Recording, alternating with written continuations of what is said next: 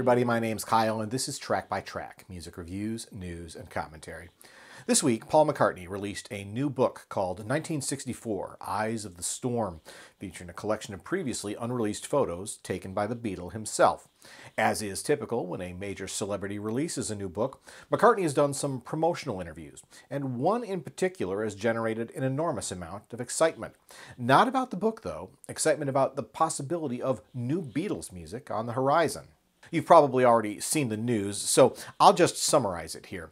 During an interview, McCartney made comments about how they had been able to use the artificial intelligence technology developed during the making of the Get Back movie to extract and restore John Lennon's vocals from a previously unreleased demo. That song is now being completed with plans to release it as what McCartney refers to as the last Beatles song.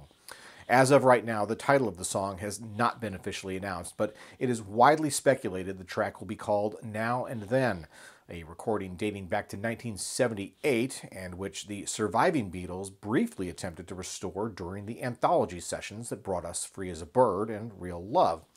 Efforts to restore the song were abandoned due to quality issues with the recording, but using Peter Jackson's new technology that also helped make last year's remixed Revolver release possible, the so-called new song was finally able to be completed. Now, before we go any further, let's clear one thing up about the use of AI here. See, recently there's been all sorts of buzz about using AI to create new music that closely replicates the sound of artists, both dead and alive, to mixed but often eerily accurate results. For example, I've heard an astonishingly realistic recording of Paul McCartney singing God Only Knows by the Beach Boys. If you haven't heard that, you should seek it out if only to hear what the technology is capable of. But that's not what's happening here with the quote-unquote new Beatles song McCartney has referenced. They're not using AI to create something out of nothing. They're using Lennon's actual vocals. It really is him singing. They're using the AI technology to remove the imperfections in the original recording and sort of clean it up into a high-quality vocal track. That track can now be combined with similarly restored instrumentals, as well as newly recorded vocals and instrumentals, to produce a complete finished song. No real details have been released yet, but we have to assume there was some additional work done to bring George Harrison's presence into the song as well. My guess would be they were able to leverage his abandoned recordings from the anthology sessions, which would certainly be in better shape than the Lennon recordings.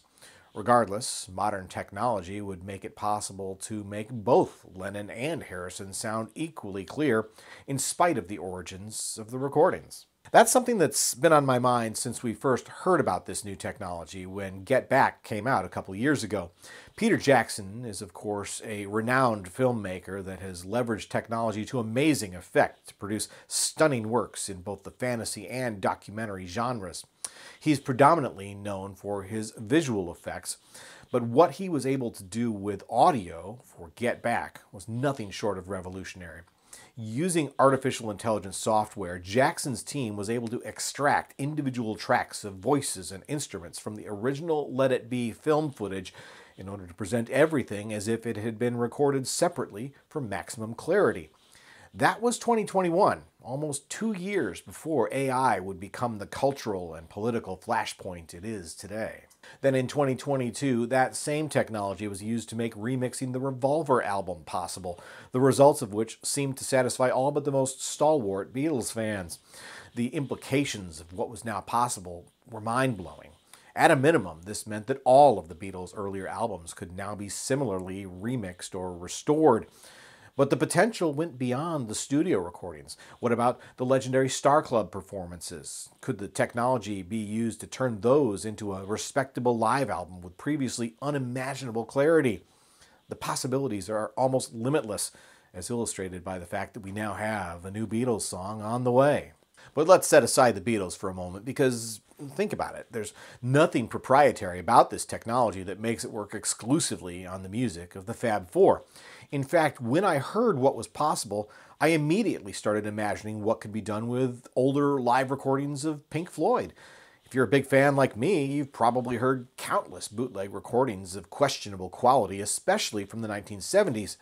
Can you imagine how AI could be used to clean those up so they sounded as if they were professional soundboard recordings, perhaps even in surround sound? But let's not stop there. Pick any of rock's most legendary performers, the Rolling Stones, Bob Dylan, Jimi Hendrix, even Prince and Nirvana. Mark my words, you will hear incredible, quote-unquote, new recordings from all of them and more. The Beatles were just the beginning. Of course, as is often the case but rarely discussed, ethical issues abound. Just because you can do something doesn't mean you should. And the notion of what is right or wrong here is far from black and white. I do get the impression that McCartney and the team behind these Beatles projects are making an effort to respect certain boundaries. As I said earlier, they're not creating something from nothing. They're using existing materials here. And as a fan, I appreciate that. Obviously, Lennon and Harrison are no longer with us and can't provide input or approval on how their long dormant and now miraculously resurrected recordings are used. Still, I think these efforts are being undertaken in a reasonably respectful way. Though, like both Free as a Bird and Real Love before, I'd probably be more inclined to refer to it as the Beatles with an asterisk. But let's consider two other possible scenarios that are considerably more fraught with ethical peril. We presume that both Paul McCartney and Ringo Starr have been active participants in the creation of this new song.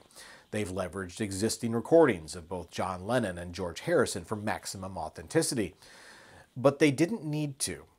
In fact, Paul and Ringo didn't even need to resurrect an old demo at all. They could have just as easily, if not more easily, written an entirely new song, recorded their own vocals and instruments, and then used AI to create entirely new performances by John and George.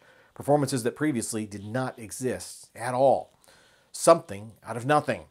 In this scenario, absent the limitations of being tied to what recordings exist, something truly new could become a reality. Or at least halfway reality and halfway simulated. But why only go halfway? Why use the real Paul and Ringo at all? The technology now exists to simulate performances by the entire Fab Four, both vocals and instruments. In fact, you can hear AI recordings like that right now. There are entirely new so-called Beatles songs being created now that don't involve any of the actual band members beyond AI analysis. Now, obviously, that's a scenario where fans would certainly cry foul. But what if the music had Paul and Ringo's blessing? Or what if they, in fact, wrote the songs but left the performance to the AI? How would fans feel about that? I'm speaking about all this as hypothetical, but it really isn't. It is all possible today, here and now. Yes, the results are still a bit sketchy, but they will soon evolve into recordings where the difference between reality and simulation is nearly imperceptible. And as controversial as it will surely be, there will be artists that will give it their blessing and even participate in crafting and calibrating the tools that will give them eternal life in the avatar realm. Indie rocker Grimes is doing it right now and even has a single out featuring an entirely AI-generated performance. And in the world of film, blockbuster actor Tom Hanks is already signaling his support for his AI persona to continue making movies long after he passes on. AI is here, and it's here to stay. And we can argue at length about the ethics of it all when it comes to entertainment, never mind the whole Terminator Skynet apocalypse possibility. Is art still art if it isn't created by humans, but rather by the essence of humans? My God, what would Andy Warhol say? I have a feeling he'd embrace it, actually. And as much as many people may object to the very idea of AI-created music, the truth is they're probably one song away from a change of heart. You may strongly object to the principle of an entirely AI-generated Beatles song. But what if you hear that song and you like it? What if you really like it? That may not be a coincidence, actually, because the next phase will certainly be customized experiences, where the AI accesses your social profile and all of the data available about you online in order to create the perfect Beatles song for you. Get ready. It's coming. So if you're starting to feel anxious, uncomfortable, or apprehensive about the future of music, the advent of artificial intelligence, That's understandable. Everything is about to change, and this new 2023 song from the Beatles is just the beginning. But what do you think about all this? Did you approve of what the Beatles did with Free as a Bird and Real Love? And is what they're doing with this new song any different? How do you feel about AI being used to create simulations of real musicians and singers' performances? Does it make a difference to you if those performers are alive to approve the work, like Grimes, or if they're long since passed on? Lots to think about on this topic. I'll look forward to seeing your thoughts down in the comments section below. Once again, my name's Kyle, and this has been Track by Track. If you like this video, please be sure to give it a thumbs up, plus check out some of these other videos below that I think you might also enjoy. And of course, be sure to click subscribe, because true music fans always want new releases the day they come out. Thanks for watching, and I'll see you next time.